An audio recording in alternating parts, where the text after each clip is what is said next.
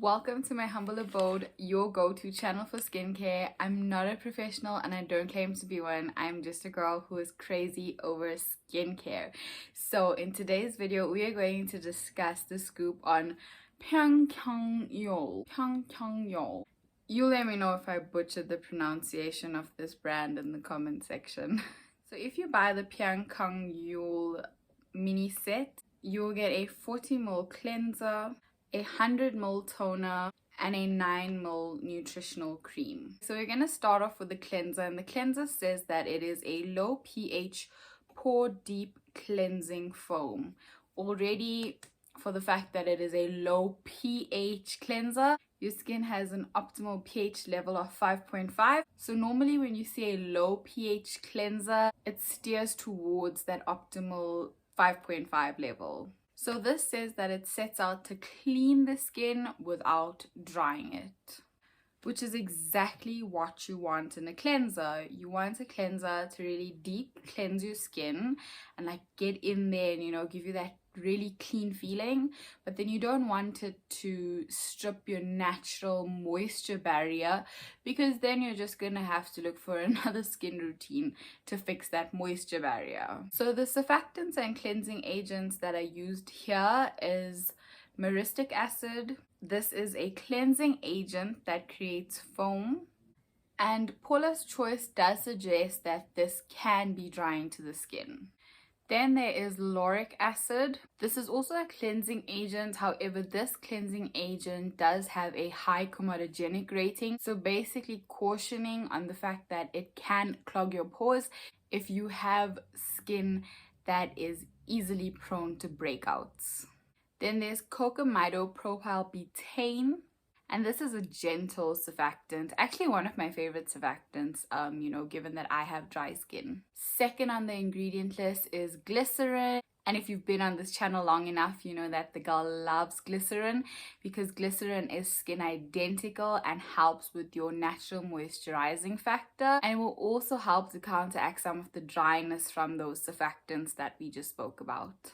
First on the ingredient list is an antioxidant, and I'm going to have to read it because this name's difficult. Actually, I'm really going to butcher it, so I'm just going to put it down here. This root extract is known for its antioxidant properties and its antimicrobial properties. So those are the ingredients. I think from a formulation perspective, it's really good in terms of keeping it simple, because you just want the cleanser to clean your skin. On it, it says it's a pore deep cleansing foam, and you know the ingredient list shows that that's exactly what it sets out to do. I am a bit concerned about the comedogen in here, just for the sake of you potentially having a reaction and this actually causing your pores to clog, which may result in breakouts. From an experience point of view, my skin type is dry skin, and this was a huge nay-nay. So this cleanser definitely gave a really clean feel, to the cleansing, but unfortunately it did dry out my skin. And unfortunately, I could not use this like more than twice.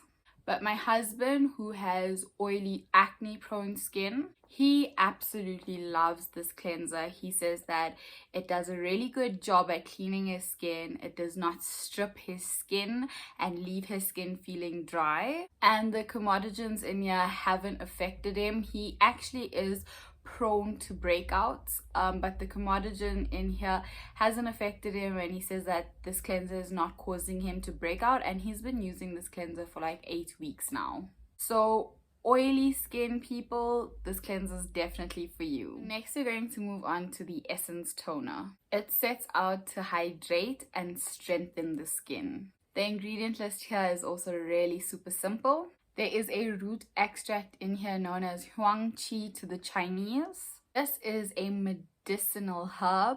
It has saponins, flavonoids, and polysaccharides, which is known to reinforce skin properties. It's also really good for anti-inflammation and known for its antioxidant properties. There's hexanidol in here, which is a solvent, butylene glycol, which is your moisturizer and your humectant. And then there's a silicone that's really hard and long to pronounce, but I'll put it down here. And then you're seeing one of my favorites, which is arginine, and that is a skin identical ingredient, which is a skin hydrator. So you actually can see where that skin strengthening aspect comes in.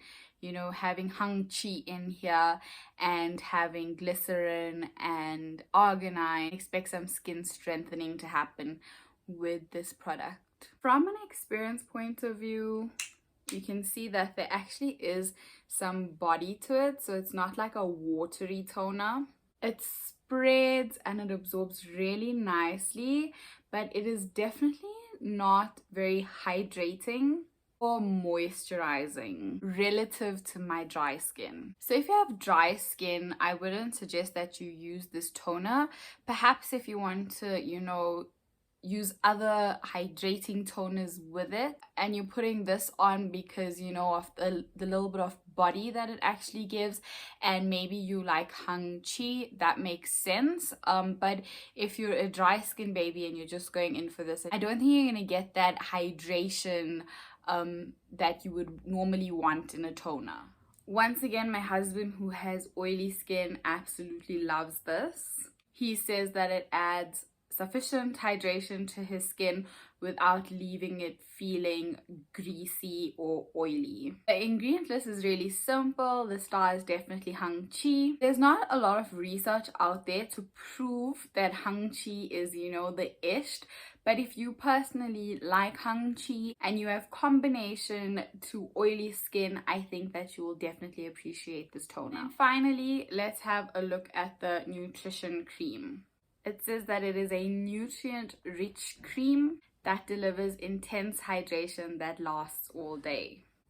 First on the ingredient list here is hung chi. Skin identical ingredients such as sodium hyaluronate is in the middle of the ingredient list. Then you're getting some shea butter and macadamia seed oil. These are plant extracts and good emollients for dry skin. They have a low comedogenic rating, so it's unlikely to clog your pores. And the rest of the ingredient list is, you know, for viscosity control, solvents, etc. Nothing wow, really. I wish I could show you an experience point of view, but my husband finished this while he was being, you know, the guinea pig for me, and then he broke the lid, and I said, okay, I kind of need the lid. So he super glued the lid onto the container. So this thing is not going to be opening for nothing.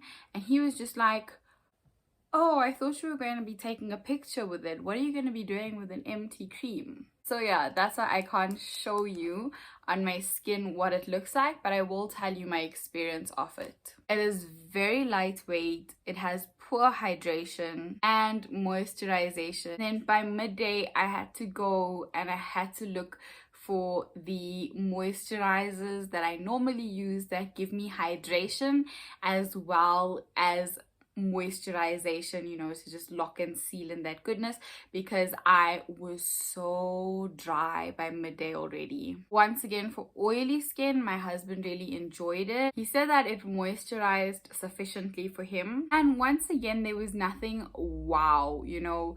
I think the main thing here is that if you love hung chi, then this is gonna be something that you definitely want to purchase.